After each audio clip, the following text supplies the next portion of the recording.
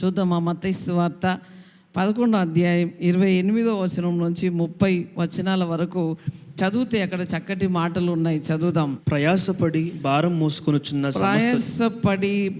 మోసుకొని పోవుచున్న సమస్త జనులారా నా యొద్దకు రండి, నేను మీకు విశ్రాంతి కలుగజేద్దును. నేను సాత్వికుడను దీన మనస్సు గలవాడను గనుక మీ మీద నా కాడి ఎత్తుకొని నా యొద్ద నేర్చుకొనుడి. అప్పుడు మీ ప్రాణములకు విశ్రాంతి దొరుకును. ఏలయనగా నా కాడి సులువుగాను నా భారము తేలికగాను ఉన్నది. ఏమంటున్నాడంటే, సమస్త జనులారా, భారము మోసుకొని పోవుచున్న వారలారా, నా యొద్దకు రండి. నేను మీకు ఉపదేశము చేస్తాను. ఎట్లా మాట్లాడాలో నేను చెప్తాను, ఎలా నడుచుకోవాలో నేను చెప్తాను. ఈ భారమును మోసుకొని పోవుచున్న సమస్త జనులను ఆయన ఎందుకు రమ్మంటున్నాడంటే, వారి హృదయాన్ని చెడుపుకుంటున్నారు, వారి జీవితాన్ని చెడుపుకుంటున్నారు, వారి బ్రతుకును చెడుపుకుంటున్నారు. అయితే సమస్త జనులారా, లౌకిక ఆత్మను అనుసరింపక నా యొద్దకు రండి, నా దగ్గర మీరు నేర్చుకోనండి, నా కాడిని మీరు మోయండి, అది సులువుగా తేలికగా ఉంటుందంట. అదేంటిది?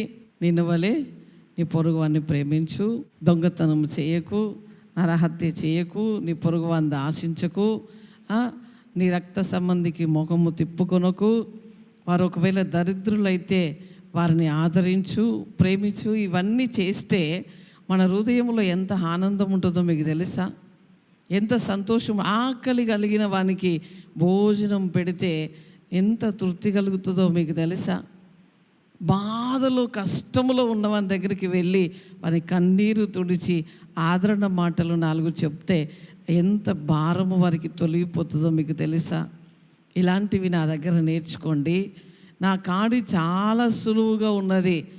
మీ భారమైన కాడి, మన భారమైంది ఏంటో తెలుసా? వాళ్ళ దగ్గర ఇట్లా అయిపోయిందట, వారు మొత్తం లాస్ అయిపోయారట, వాళ్ళు గుండు గీక్కున్నారట, ఒళ్ళంతా గజ్జట. ఇవన్నీ భారము తెచ్చిపెడుతుందండి.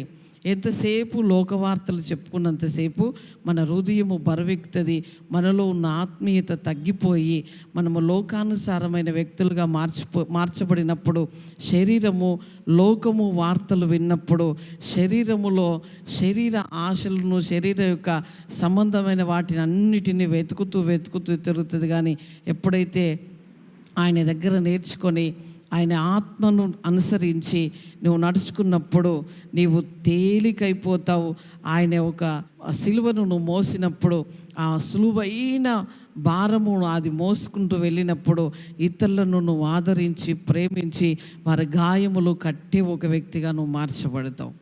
వారి గాయములు కట్టే వ్యక్తిగా మార్చబడు. ఈరోజు చూడండి, ఒక్కసారి లోకమును గురించి ఆలోచిస్తే, లోకంలో ఉన్న ప్రజలు గాయపరుచుకుంటున్నారా, గాయములు కట్టుకుంటున్నారా? మీరు చెప్పాలి. ఫోన్ తీస్తే భయం ఇస్తున్నదండి కదా. క్రైస్తవుల మీద వాళ్ళు పడుతూ ఉన్నారు, వాళ్ళ మీద వీళ్ళు ఒకరిని ఒకరు విమర్శించుకొని చాలా గాయపరుచుకుంటున్నారు. కానీ ప్రభు గాయపరుచుకోమని చెప్పట్లేదు కదా. సమాధానపరుచుకోండి, సమాధానముగా ఉండండి. నా కాడి చాలా సులువుగా తేలికగా ఉన్నదట. అది మోయగలుగుతలేరు క్రైస్తవులు కదా. అది మోయకుండా వేరే మోస్తూ ఉంటే చాలా బరువు అయిపోతుంది. ఆయన కూడా ఎంత ప్రేమతో మన ప్రభు పిలుస్తున్నాడంటే, ప్రయాసపడి భారము మోసుకొని పోవుచున్న సమస్త జనులారా, నా యొద్దకు రండి, నేను మీకు విశ్రాంతిని కలుగజేస్తే. ఎవరైనా చెప్తారండి? భారం మోసుకుంటున్నావు, నా దగ్గరికి రా, నేను నీకు విశ్రాంతిని ఇస్తా, నేను నీకు నెమ్మదిని ఇస్తా, నీకు జ్ఞానము నేర్పిస్తా, నువ్వు ఎట్లా నడవాలో చెప్తా, నువ్వేం చేయాలో చేస్తా, నీ కట్టు బొట్టు ఎలా ఉండాలో చెప్తా, నీ యొక్క ఆవభావాలు ఎలా ఉండాలో చెప్తా, నీ మాట విధానం ఎలా ఉండాలో చెప్తా, నేను అన్ని జ్ఞానము నీకు బోధిస్తా అని ఎవరైనా చెప్తారా? మన ప్రభు చెప్తున్నాడు.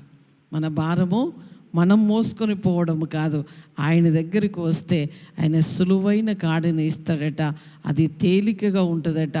అంటే చూడండి, శత్రువును ప్రేమించినా కూడా మనకు మేలే జరుగుతుంది కదా. నీ జీవితము అనేకులకు స్ఫూర్తిగా ఉంటుంది. నీవు నిలబడతావు, నీతో 10 మందిని కూడా నిలబెట్టగలుగుతావు. ఆ ఒక ఐశ్వర్యమును, ఆ ఘనతను దేవుని దగ్గర నుంచి మనం పొందుకుందాం. ఆ మంచి పేరు, ఖ్యాతి ప్రభు మనకు ఇచ్చునుగాక. అందరము కూడా ఒక నిమిషము మోకరించుదాం. నీతిస్తురుడా, నీతిమంతుడా, ధవలవర్ణుడా, రక్తవర్ణుడా, నువ్వు మమ్మల్ని ప్రేమిస్తున్నావు. ప్రయాసపడి భారం మోసుకుని పోచున్న సమస్త జిల్లారా, నా యుద్ధకు రండి, నా కాడి సులువుగా ఉన్నది అంటున్నావు. నీ దగ్గర నేర్చుకోమంటున్నావు. నీ దగ్గర నేర్చుకున్నవన్నీ కూడా ఆచరణలో పెట్టడానికి, క్రియారూపకముగా చూపించడానికి జ్ఞానాత్మను మీరు అనుగ్రహించండి. నీ బిడ్డలందరినీ కూడా అయ్యా తండ్రి మీరు ఆశీర్వదించండి. వాక్యములో మంచి ఫలభరితముగా వారు ఎదుగునట్లుగా కృప అనుగ్రహించమని యేసు నామములో అడుగుచున్నాం తండ్రి. ఆమేన్, ఆమేన్.